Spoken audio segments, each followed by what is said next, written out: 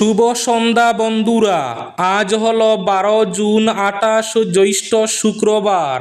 আজকের সন্ধ্যার বিশেষ বিশেষ খবরগুলি হলো: এবার পাম্প থেকে আর মিলবে না পাইকারি তেল, জ্বালানি সংকটে কড়া কেন্দ্র। আজ গরমে ভয়ঙ্কর অবস্থা শ্রীগৌরীতে, তীব্র গরমে স্কুলে অসুস্থ একাধিক ছাত্রছাত্রী। মাথা ঘুরা, দুর্বলতা, অতিরিক্ত ঘাম এবং শারীরিক অসুস্থতায় আক্রান্ত বহু ছাত্রছাত্রী। ভয়ঙ্কর অবস্থা। আজ ইউসিসি নিয়ে জুম্মার নামাজের পর বরাকের মসজিদে মসজিদে প্রতিবাদ কর্মসূচি শিলচর আলিটিকর জামে মসজিদের সামনেও। এবার রেলের টিকিট বুকিংয়ে বড় পরিবর্তন, আইআরসিটিসির নতুন ওয়েবসাইট ঘোষণা রেলমন্ত্রীর। মণিপুরে বিদ্যুৎস্পৃষ্ট হয়ে মৃত্যু ঘটল সুনাইয়ের এক শ্রমিকের। ভবনে রঙের কাজ করতে গিয়ে বিদ্যুতের শর্ট সার্কিটে গেল জীবন। আগামী 2-3 দিন রাজ্যে ভারী থেকে অতি ভারী বৃষ্টির পূর্বাভাস, সতর্কতা জারি। আজ কলেজে যাওয়ার পথে গাছ পড়ে এক ছাত্রীর মর্মান্তিক মৃত্যু, গুরুতর আহত এক ছাত্র। গাছের নিচে হঠাৎ করে চাপা পড়ে গিয়েছিলেন তারা। কামাখ্যা দর্শনের অফলাইন টিকিট বুকিং বন্ধ, এবার থেকে শুধুই অনলাইনে শুরু। 2 সন্তানের জননীর রহস্যজনক মৃত্যু, হত্যার সন্দেহে তীব্র চাঞ্চল্য। এবং শেষ খবরটি, অন্নপূর্ণা সার্কিট ট্রেক জয় করে ইতিহাস গড়লেন হাইলাকান্দির রূপম। বরাক উপত্যকার প্রথম অভিযাত্রী হিসাবে গড়লেন নতুন নজির। তাহলে বিস্তারিত খবরে যাওয়ার আগে অবশ্যই ভিডিওটিতে একটি লাইক করে চ্যানেলটি সাবস্ক্রাইব করে পাশের বেল আইকনটি বাজিয়ে রাখবেন এবং ফেসবুক পেজটি ফলো করে ভিডিওটি অবশ্যই শেয়ার করবেন, যাতে সঠিক তথ্যগুলো সবার কাছে পৌঁছাতে পারে। এবার শুনুন আজকের খবরগুলির বিস্তারিত। প্রথম খবর, গরমে ভয়ঙ্কর অবস্থা শ্রীগৌরীতে, তীব্র গরমে স্কুলে অসুস্থ একাধিক ছাত্রছাত্রী। গরমের তীব্রতায় বিপর্যস্ত শিক্ষা প্রতিষ্ঠান। তীব্র গরমে এবার স্কুলেই একের পর এক অসুস্থ ছাত্রছাত্রী। মাথা ঘুরা, দুর্বলতা, অতিরিক্ত ঘাম এবং শারীরিক অসুস্থতায় আক্রান্ত বহু ছাত্রছাত্রী। শ্রীভূমি জেলার শ্রীগৌরীতে তীব্র গরম ও তীব্র দাবদাহের জেরে স্কুল পড়ুয়া ছাত্রছাত্রীরা অসুস্থ হয়ে পড়েছেন। আজ শুক্রবার দুপুরে শ্রীগৌরী হাই স্কুল এবং মালুয়া পাবলিক হাই স্কুলের বেশ কয়েকজন শিক্ষার্থী মাথা ঘুরা, দুর্বলতা এবং অতিরিক্ত ঘামে আক্রান্ত হন। কয়েকজন অজ্ঞান হয়ে গেলে তাদের দ্রুত শ্রীগৌরী হাসপাতালে ভর্তি করা হয়। চিকিৎসকরা তাপজনিত অসুস্থতা এবং পানি শূন্যতা কারণ হিসাবে জানিয়েছেন। ইউসিসি নিয়ে আজ জুম্মার নামাজের পর মসজিদে মসজিদে প্রতিবাদ কর্মসূচি আলিটিকর জামে মসজিদের সামনেও। অভিন্ন দেওয়ানি বিধি অর্থাৎ ইউসিসি বিলের প্রতিবাদে আজ শুক্রবার জুম্মার নামাজের পর শিলচর শহর ও পার্শ্ববর্তী এলাকার বিভিন্ন মসজিদের পাশাপাশি মেহেরপুর আলিটিকর জামে মসজিদেও শান্তিপূর্ণ প্রতিবাদ কর্মসূচি পালিত হয়। এদিন মুসল্লিরা কালো বেজ ধারণ করে নিজেদের উদ্বেগ ও মতামত প্রকাশ করেন। মসজিদ কমিটির পক্ষ থেকে জানানো হয়, বিবাহ, তালাক, উত্তরাধিকার এবং পারিবারিক জীবনের মতো বিষয়গুলো দীর্ঘদিন ধরে বিভিন্ন ধর্মীয় সম্প্রদায়ের নিজস্ব ব্যক্তিগত আইন অনুযায়ী পরিচালিত হয়ে আসছে। এমন একটি গুরুত্বপূর্ণ বিষয়ে আইন প্রণয়নের আগে ধর্মীয় সংগঠন, আলেম উলামা, সমাজের প্রতিনিধিবৃন্দ এবং সাধারণ মানুষের সঙ্গে আরও বিস্তৃত আলোচনা এবং মত বিনিময় হওয়া প্রয়োজন ছিল বলে তারা মত প্রকাশ করেন। প্রতিবাদকারীদের বক্তব্য অনুযায়ী ইউসিসি বিলের কিছু প্রস্তাবিত বিধান ধর্মীয় রীতিনীতি এবং ব্যক্তিগত আইনের উপর প্রভাব ফেলতে পারে। এর ফলে দেশের বিভিন্ন স্থানে উদ্বেগ ও বিতর্কের পরিবেশ সৃষ্টি হয়েছে। তারা সরকারের কাছে জনগণের মতামত, ধর্মীয় অনুভূতি এবং সাংবিধানিক অধিকারের বিষয়গুলো গুরুত্বের সঙ্গে বিবেচনা করে সিদ্ধান্ত গ্রহণের আহ্বান জানান। এবার পাম্প থেকে আর মিলবে না পাইকারি তেল, জ্বালানি সংকটে কড়া কেন্দ্র। সাধারণ মধ্যবিত্ত এবং খুচরো গ্রাহকদের স্বস্তি দিতে এবার নজিরবিহীন পদক্ষেপ করল কেন্দ্রের নরেন্দ্র মোদী সরকার। শিল্পক্ষেত্র, ব্যবসা কিংবা কোনো বড় সংস্থার বাণিজ্যিক ব্যবহারের জন্য আর সাধারণ পেট্রোল পাম্প থেকে মিলবে না পেট্রোল বা ডিজেল। পাম্পের লাইনে দাঁড়িয়ে সস্তায় জ্বালানি কেনার দিন শেষ কর্পোরেট দুনিয়ার।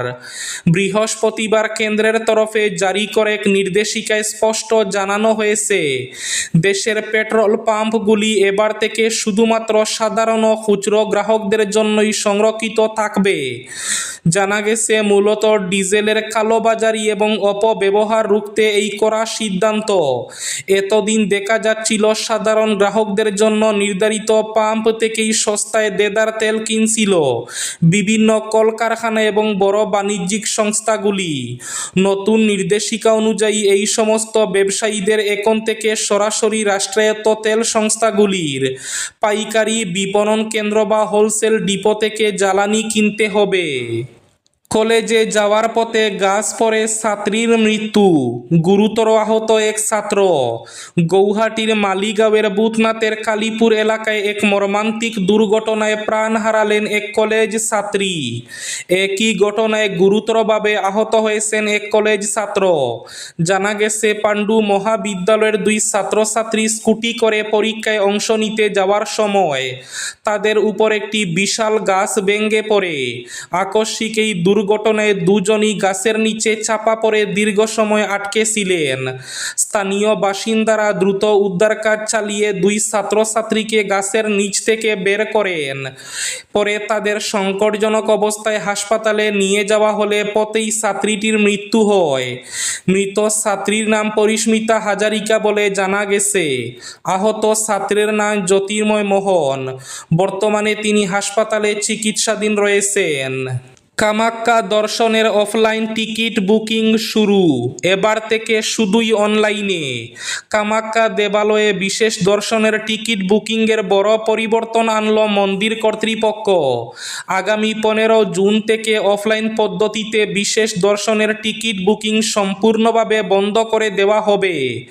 এর পরিবর্তে শুধুমাত্র অনলাইন পোর্টালের মাধ্যমে টিকিট বুকিং করা হবে। মন্দির কর্তৃপক্ষ এক বিশেষ বিজ্ঞপ্তিতে জানিয়েছেন, বিশেষ দর্শনের টিকিট বুকিংয়ের জন্য উন্নত নতুন অনলাইন পোর্টাল 15 জুন সন্ধ্যা 6টা থেকে সাধারণ ভক্তদের জন্য চালু করা হবে। নতুন চালু হওয়া কামাখ্যা ধাম পোর্টালের মাধ্যমেই সমস্ত বুকিং প্রক্রিয়া সম্পন্ন হবে। কর্তৃপক্ষের মতে, কামাখ্যা মন্দিরে প্রতিদিন ভক্তদের ভিড় ক্রমাগত বেড়ে চলেছে।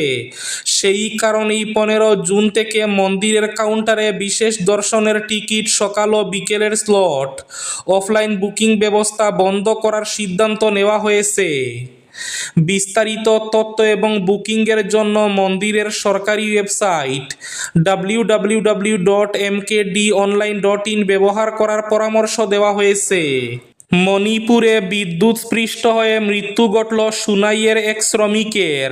মণিপুরের সেনাপতি জেলায় বিদ্যুৎস্পৃষ্ট হয়ে গুরুতর আহত হওয়ার পর চিকিৎসাধীন অবস্থায় মৃত্যু হল সুনাইয়ের স্বাধীনবাজার জিপির টুপিরবন্দ গ্রামের বাসিন্দা মকবুল হোসেন লস্করের।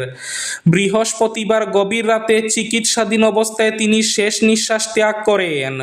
মরহুমের চিকিৎসাকালীন সময়ে বন্ধু বান্ধব, মণিপুরের বিভিন্ন ঠিকাদার এবং সেখানে বসবাসরত এলাকার বহু মানুষ, জনপ্রতিনিধি আর্থিক ও নানাভাবে সহযোগিতার হাত বাড়িয়ে দেন।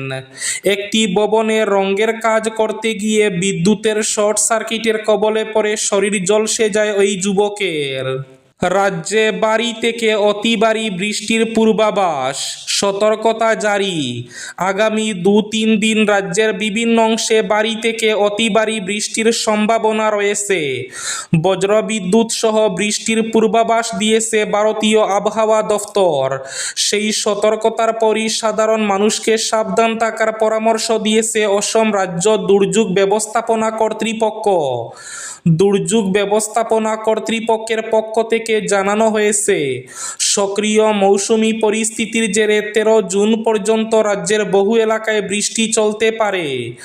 বিভিন্ন স্থানে হালকা থেকে মাঝারি বৃষ্টির পাশাপাশি বজ্র বিদ্যুৎ সহ ঝড় বৃষ্টির সম্ভাবনা রয়েছে।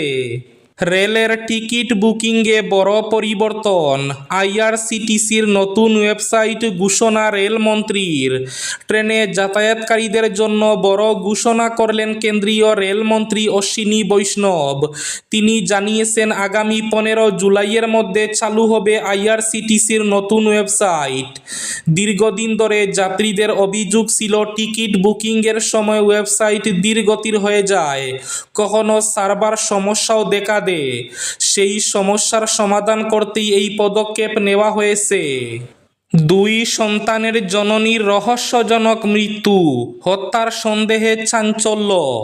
রাজ্যের ডিব্রুগড় মহানগরের মিলননগর এলাকায় এক মহিলার রহস্যজনক মৃত্যুকে কেন্দ্র করে ব্যাপক চাঞ্চল্যের সৃষ্টি হয়েছে। মৃতের নাম ববিতা দাস। পরিবারের সদস্যরা বাড়িতে এসে তাকে ঘরের ভেতরে মৃত অবস্থায় দেখতে পান। এরপরই এলাকায় শোক ও উত্তেজনার পরিবেশ তৈরি হয়। জানা গেছে, ঘটনার সময় ববিতা দাসের 2 সন্তান বাড়ির ভেতরেই ছিল। সন্তানদের দাবি, বাড়িতে এক ব্যক্তি এসেছিলেন। প্রাথমিক তথ্য অনুযায়ী ঘটনাটি বুধবার রাতে সংঘটিত হয়েছে। পুলিশ সূত্রে জানা গেছে, ঘটনার সময় মৃতার স্বামী রবিন দাস বাড়িতে উপস্থিত ছিলেন না। পেশায় তিনি একজন গাড়ির চালক। প্রাথমিক তদন্তে পুলিশ ঘটনাটিকে হত্যাকাণ্ড বলে সন্দেহ করছে। মৃতের ভাই জন্টি দাস মিলননগর পুলিশ ফাঁড়িতে হত্যার অভিযোগ তুলে একটি এজাহার দায়ের করেছেন। ইতিমধ্যে এ বিষয়ে একটি মামলা রুজু করা হয়েছে। এবার শেষ খবরটি, অন্নপূর্ণা সার্কিট ট্রেক জয় করে ইতিহাস গড়লেন হাইলাকান্দির রূপম। বরাক উপত্যকার প্রথম অভিযাত্রী হিসাবে গড়লেন নতুন নজির।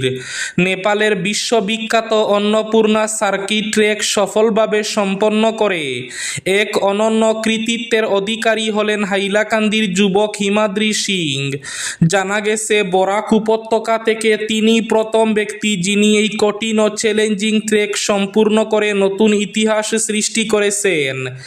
পেশায় শিক্ষক এবং সঙ্গীত জগতের পরিচিত মুখ হিমাদ্রি বর্তমানে নেপালে অবস্থান করছেন। সেখান থেকে তিনি জানান, গত 2 জুন আগরতলার বাসিন্দা তার বন্ধু অনির্বাণ দেবের সঙ্গে নেপালে পৌঁছান। পরদিন 3 জুন তারা অন্নপূর্ণা সার্কিট ট্রেকের অভিযান শুরু করেন। দীর্ঘ পাহাড়ি পথ, প্রতিকূল আবহাওয়া এবং উচ্চতাজনিত নানা প্রতিকূলতা অতিক্রম করে অবশেষে 9 জুন তারা সফলভাবে অভিযান সম্পন্ন করেন। এই ছিল আজকের সন্ধ্যার বিশেষ খবরগুলি। ভিডিওটি অবশ্যই লাইক করে শেয়ার করে দেবেন।